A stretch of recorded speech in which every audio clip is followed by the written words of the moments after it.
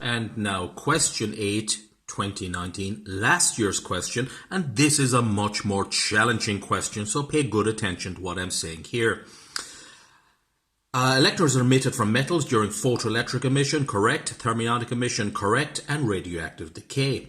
Distinguish between photoelectric and thermionic emission. This just simply means explain what each are. Explain what is photoelectric emission and explain what is thermionic emission. It's just another way of asking the question. So let's just have a quick look at what each of these things are. Well, photoelectric emission is the emission of electrons as the result of what? Well, photo, Latin for light. So photoelectric emission is the emission of electrons as a result of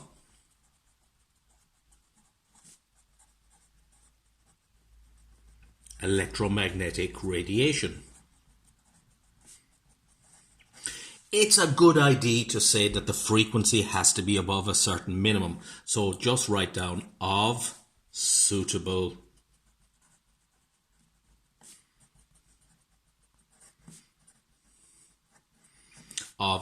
frequency. The frequency has to be above the frequency known as the threshold frequency for electrons to be emitted.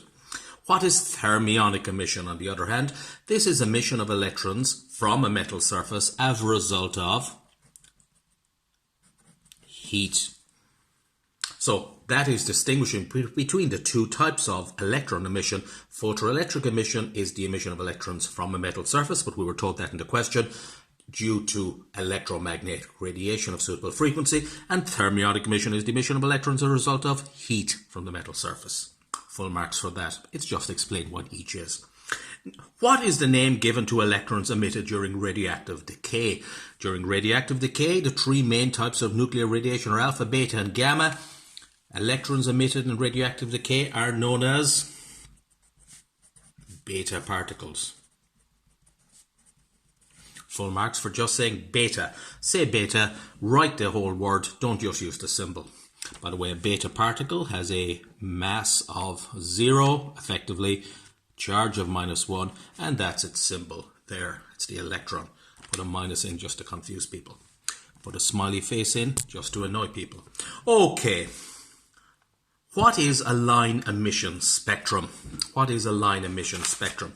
Well, if you actually get a gas and you heat the gas and then examine the light by passing it through a diffraction grating or passing it through a prism, you will find that not all the colours are there, only certain specific colours are there, and those certain specific colours act as a fingerprint for that type of gas, that atom that has produced those colours.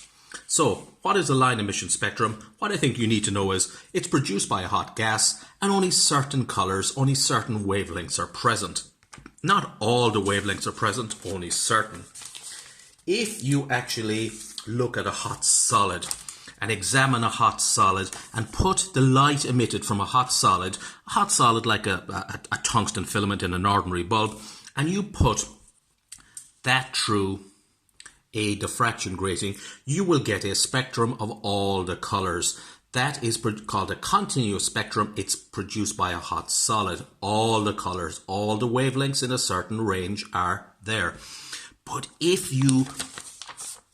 for a line spectrum, if you heat a gas, you will find that not all the colours are there. So if you heat sodium gas, only certain colours are there. Heat hydrogen, only certain colours are there. Heat calcium, put the light through a diffraction grating, only certain colours are there. Same with mercury. I think I showed you the mercury spectrum.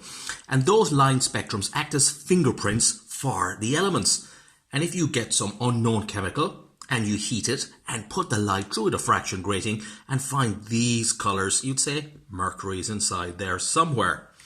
Okay, that's a line spectrum. Only certain colours, only certain wavelengths are present, produced by a hot gas. The next part of the question was quite easy. If you do chemistry, for a fact, it's quite easy.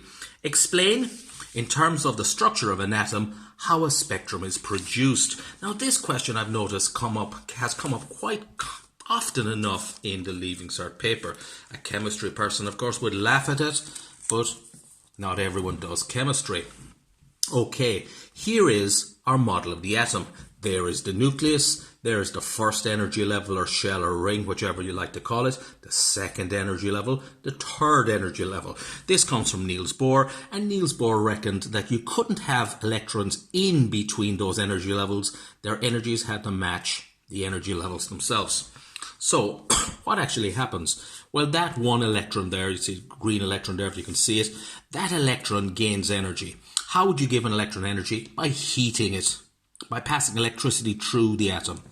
And that electron gains energy and it jumps up in energy level. But it doesn't stay there very long. There it is actually. Jumps up the energy level, it doesn't stay there very long, it jumps back down. So what happens when the electron gained energy? It jumped up in energy level. What happens then? It jumps back down. And what does it do with its extra energy when it jumps back down? It emits it as a little photon of light. E equals hf is the formula for a photon.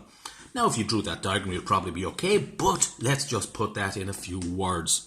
Well, the first thing I'm going to write there is electron gains energy. One electron, the atom gains energy, and what does it do? And jumps up to a higher energy level. Now, it doesn't stay there very long. What does it do? Later, electron falls back down. The electrons always go to the lowest energy levels, and I think in chemistry it's called the Aufbau principle, a word from Italian. Electrons fall back down to its original energy level, and what does it do when it falls back down? And releases its energy, because it took energy to go up, so when it falls back down it must do something with that energy, releases its energy as a photon of light. I always like when we mention a photon just to write down the formula for the energy of a photon equals hf. Energy of a photon is Planck's constant by the photon's frequency. You could say hc over wavelength, but that's not the definition, but that's a very useful formula. So that's exactly what happens when a line spectrum is produced. An electron gains energy, jumps to a higher energy level, falls back down, releasing its energy as a photon of light. That answers the question. The next question is actually quite difficult. Well, the next one is quite easy, but there's a kind of difficult part to it. It says, write down Einstein's photoelectric law. Write down Einstein's photoelectric law. Write down Einstein's photoelectric equation. Same thing. And you immediately go to page 59 in the maths tables. And you see in page 59, there's Einstein's photoelectric law. And there were 3 marks for just simply writing that down. As is, 3 marks without explaining, nothing else needed. But let's just be clear what Einstein's photoelectric law is. Einstein's photoelectric law says hf, that's the energy of a photon. We just saw that a couple of seconds ago. That there is the energy needed to free an electron, which is known as the work function. Of course, if the energy of the photon is greater than the work function, the electron will be emitted. If the energy of the photon is below the work function, no electron will be emitted. And if the energy of the photon is bigger than the work function, what happens to the extra energy? Well, that goes into kinetic energy of the emitted electron. So an electron comes along, it hits a metal. That's the energy needed to free the electron from the metal surface. That's the energy of the photon. Let's say the work function is 5 joules. That's a made up value. The work function is 5 joules. The energy of the photon is 6 joules. Will the electron be emitted? Of course it will, because 6 is bigger than 5. But where does the missing 1 joule of energy go? It goes giving the electron kinetic energy. Of course, the energies we involved are much smaller than joules, but that was just an example. Then they gave a graph. Now this graph has come up over the years. I saw 30 and 35 years ago in the Leaving Cert. Okay, yes, I'm that old. And the graph is of kinetic energy of an emitted electron against the frequency in hertz, kinetic energy in joules of the radiation that causes the electron to be emitted. And it says, what is point A? Now, maybe it's a good idea to just learn what the graph is about. There's only two things you need to know about the graph. But what is point A? Well, point A is the frequency, because it's on the frequency axis, when the kinetic energy is what? When the kinetic energy of the emitted electron is 0. So this is the frequency when the kinetic energy of the emitted electron is 0. So it's the frequency of the radiation that just emits the electron. And the frequency that just emits the electron is known as the threshold frequency. So A is the threshold frequency. Second, it has to be a frequency because it's on the frequency axis, and it's the frequency where the energy is 0, called the threshold frequency. Second, it asks you what is the slope of the graph. I'd love to explain, but I don't think I have the capabilities right now of doing it. The slope of the graph actually equals the Planck constant. It's equal to the Planck constant.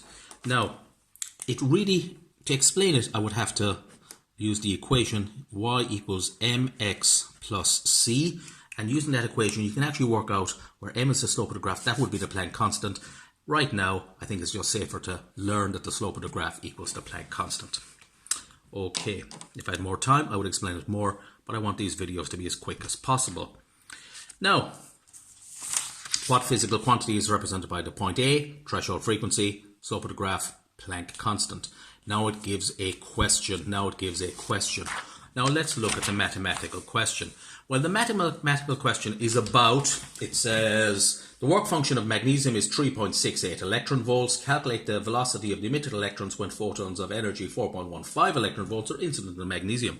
This is clearly about Einstein's photoelectric law. It wasn't for fun. They asked us to write that down just in the earlier part of the question. So I immediately write down Einstein's photoelectric law because I know that's going to gain me some marks.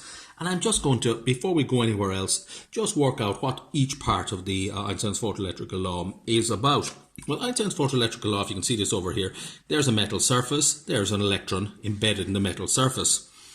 A photon of light flies in and hits that electron, and that photon will give all its energy to that electron. Let's say just that much of the photon is needed to free the electron, and the energy needed to free the electron is known as the work function. Well, what happens to the rest of the photon's energy? Well, it will give the electron kinetic energy, and the electron will fly out like that with kinetic energy. So let's look at Einstein's photoelectric law. HF, that is the energy of the photon. That guy there is called the work function. And that's just a fancy way of saying the energy needed to free the electron. And equals half mv squared. That is the kinetic energy of the electron after being freed. So, the energy of the photon was given as 4.15 electron volts. And immediately people say, well, hang on, shouldn't energy be measured in joules? And of course it should. Of course it should. That's the standard unit of, the SI unit of energy. But in these questions, the energy is so small that they often use electron volts so people can actually manage them better. So the energy of the photon is 4.15 electron volts. The work function is only 3.68 electron volts. The question you have to ask is, will the electron be emitted? Is this number bigger than this number? Of course it is. So the electron will be emitted. And what will the kinetic energy be? Well, all we're going to do is just subtract those two numbers, and I think, if I'm doing it right in my head, 0.47 electron volts. 0.47 electron volts equals the kinetic energy of the electron. But we weren't asked the kinetic energy of the electron. Let's go back up here a sec. That's the energy of the photon.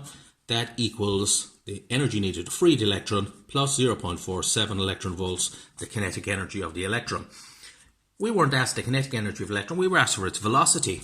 So we know kinetic energy is a half mass by velocity squared. And the problem is we've got the kinetic energy, we've calculated it in electron volts. So what do we have to do? 0.47 electron volts. We have to multiply it by 1.6022 by 10 to the power of minus 19, because that's the number of joules in 1 electron volt. Where did I get that number? I think you can guess. I got that number in my favorite page in the maths tables, page 46 and 47. It's actually over there in page 46, the number of joules in an electron volt. It's also known as the charge on the electron. That equals a half by the mass of the electron, and again the mass of the electron is somewhere in the maths tables if I search for it, and the mass of the electron is over there, actually just above the electron volt. It's 9.109 by 10 to the power of minus 31 kilograms by V squared. Okay, when I look at that there, I can then say V squared equals 0.47 multiplied by 1.6022 by 10 to the power of minus 19 and divided by 0.5 by 9.109 by 10 to the power of minus 31. That's V squared, and when you throw all that into a calculator, you get the velocity of the electrons of something around 4.1 by 10 to the power of 5 meters per second. The most important thing there, of course, was to write down Einstein's photoelectric law, realize that the difference between those two numbers, the energy of the photon and the energy needed to free the electron, was the kinetic energy of the liberated electron. Then, when you got the difference in those numbers, the kinetic energy of the liberated electron, put that into equals kinetic energy is a half mv squared formula, but make sure you turn electron volts into joules by multiplying by that. And the way that was marked was 3 marks for working that out, 3 marks for just saying that formula, and only 3 marks for the final velocity there, which is 4.1 by 10 to the power 5 meters per second. The last part of the question is here. Where, it's talking about an X-ray tube now. Where in an X-ray tube are the electrons produced? Well, an X-ray tube, the electrons are produced at a hot cathode. It didn't say how are they produced. They're produced by thermionic emission at a hot cathode, where they're produced at the hot cathode. Now, the electrons are accelerated by 50,000 volts. What is the wavelength produced? Well, you need to know this formula. And this formula, as I explained before in the last question, that's the energy gained from the high voltage. That's the kinetic energy of the electron. It gets its kinetic energy from the high voltage. And that's the energy of the photon produced in the end. So this is the energy gained from the high voltage. This is the kinetic energy of the electron, and this is the energy of a photon produced by the electron with high kinetic energy when it slams into the tungsten target. Now, clearly, I don't need to know the middle part of the formula. I can just say the energy given to the electron equals the energy of the photon produced when the electron strikes the metal target.